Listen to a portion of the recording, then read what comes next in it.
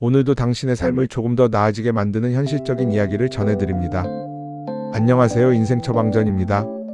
이 채널은 감정적인 위로나 듣기 좋은 말이 아니라 실제로 삶의 방향을 바꾸는 기준만 전달합니다. 지금 구독과 좋아요, 알림 설정을 해두셔야 하는 이유는 분명합니다. 대부분의 사람들은 중요한 선택을 할 때 기준 없이 움직이다가 시간이 지난 뒤에야 후회합니다. 이 채널은 그 기준을 미리 알려드리기 때문입니다. 많은 분들이 이렇게 생각합니다. 자식이 어려우면 부모가 돕는 것은 당연한 일이라고요. 맞는 말입니다. 하지만 여기서 한 가지 중요한 질문을 던져야 합니다. 그 도움이 상황을 해결하고 있는지 아니면 단순히 시간을 미루고 있는지입니다. 이 차이를 구분하지 못하면 문제는 반복됩니다. 혹시 지금 이렇게 살고 계시지는 않으신가요? 자식이 힘들다고 하면 내가 대신 해결해주고 당장은 편해 보이지만 시간이 지나도 상황이 크게 달라지지 않는 흐름이 계속되고 있지는 않으신가요? 왜 이런 일이 반복되는지 지금부터 말씀드리겠습니다. 결론부터 말씀드립니다. 자식을 돕는 방식이 문제를 해결하는 구조가 아니라 문제를 유지하는 구조가 되면 시간이 지날수록 부담은 커지고 변화는 늦어집니다. 많은 분들이 이렇게 생각합니다. 지금 한 번만 도와주면 괜찮아질 거라고요. 실제로 일시적인 어려움에서는 도움이 효과를 낼 수 있습니다. 하지만 반복되는 상황에서는 이야기가 달라집니다. 도움의 횟수가 늘어날수록 스스로 해결해야 할 필요성이 줄어들 수 있기 때문입니다. 그래서 어떤 결과가 나오느냐? 문제의 핵심이 해결되지 않은 상태에서 시간만 지나가는 경우가 많습니다. 이건 정말 중요합니다. 다시 한번 말씀드립니다. 도움 자체가 문제가 아니라 반복 구조가 문제입니다. 하지만 더 중요한 이유가 하나 더 있습니다. 많은 분들이 이렇게 생각합니다. 부모가 버텨주면 자식도 결국은 다시 일어설 거라고요. 물론 그런 경우도 분명히 있습니다. 하지만 아무 조건 없이 지원이 계속될 경우 변화의 시점이 늦어지는 경우도 적지 않습니다. 사람은 압박이 있을 때 행동을 바꾸는 경향이 있기 때문입니다. 그래서 어떤 결과가 나오느냐?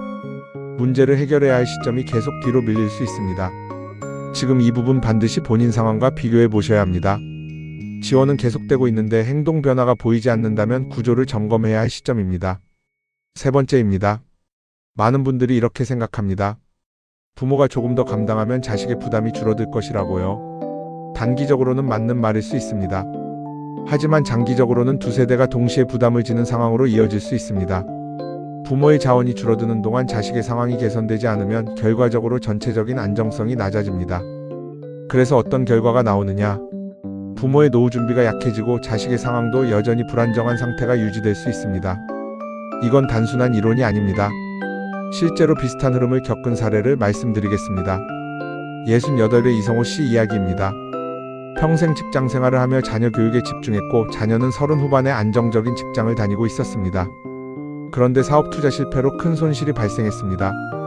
처음에는 생활비 일부 지원으로 시작했습니다. 그 다음은 대출 이자를 일부 보태는 수준이었습니다. 이후 카드 대금까지 지원이 확대됐습니다. 이 과정에서 중요한 변화가 있었는데 자녀의 수입 활동은 점점 줄어들고 있었습니다. 이성호 씨는 이 흐름을 보고 방식을 바꿨습니다. 현금 지원을 줄이고 일정 기간 안에 수입을 만들기 위한 계획을 세우도록 했습니다. 예를 들어 매주 일정 횟수 이상 지원서 제출, 일정 기간 내 수입 발생 같은 구체적인 조건을 설정했습니다. 처음에는 갈등이 있었지만 시간이 지나면서 자녀는 다시 일자리를 찾고 수입 구조를 회복하기 시작했습니다. 이 사례에서 중요한 점은 하나입니다. 도움을 중단한 것이 아니라 도움의 방식과 기준을 바꿨다는 것입니다. 이제 어떻게 해야 하는지 구체적인 기준을 말씀드리겠습니다. 지금 당장 적용할 수 있는 내용입니다. 첫 번째입니다. 지원의 범위를 명확하게 정해야 합니다. 생활비, 주거, 부채 중에서 한 영역만 선택해야 합니다. 여러 영역을 동시에 지원하면 전체 구조를 대신 떠안게 되는 형태가 됩니다. 두 번째입니다. 기간을 설정해야 합니다. 예를 들어 3달에서 6달 정도의 기간을 정하고 그 안에서 변화가 만들어지도록 해야 합니다. 기간이 없는 지원은 방향 없이 이어질 가능성이 높습니다. 세 번째입니다. 행동 기준을 반드시 포함해야 합니다. 단순히 노력하겠다는 말이 아니라 하루 몇 시간 구직 활동, 일주일에 몇 건 지원 같은 구체적인 기준이 필요합니다. 행동이 확인되어야 지원이 유지됩니다. 네 번째입니다. 부모의 생활 기준을 먼저 확보해야 합니다.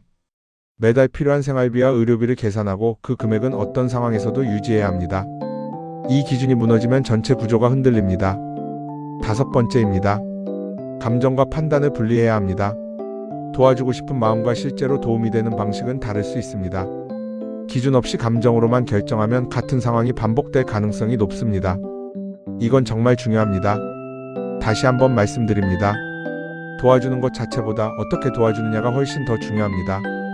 지금까지 내용을 듣고도 나는 괜찮다고 생각하신다면 그게 가장 위험한 신호일 수 있습니다. 부모의 역할은 모든 문제를 대신 해결하는 것이 아닙니다.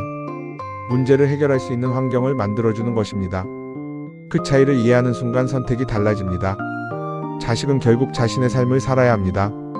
부모도 마찬가지입니다. 서로의 삶을 대신 책임질 수는 없습니다. 대신 방향을 잡아줄 수는 있습니다. 그것이 현실적인 도움입니다. 많은 분들이 알고도 바꾸지 못해서 결국 후회합니다. 하지만 지금 이 순간부터는 다릅니다. 당신은 이미 중요한 기준을 알게 됐습니다. 매일 새로운 영상으로 찾아옵니다. 이 기준을 하나씩 쌓아가면 10년 뒤 삶이 완전히 달라집니다. 지금 구독하시고 그 변화를 직접 확인해 보세요. 이 영상이 도움이 되셨다면 구독과 좋아요로 함께 해주세요. 앞으로도 당신의 삶에 꼭 필요한 이야기만 전하겠습니다.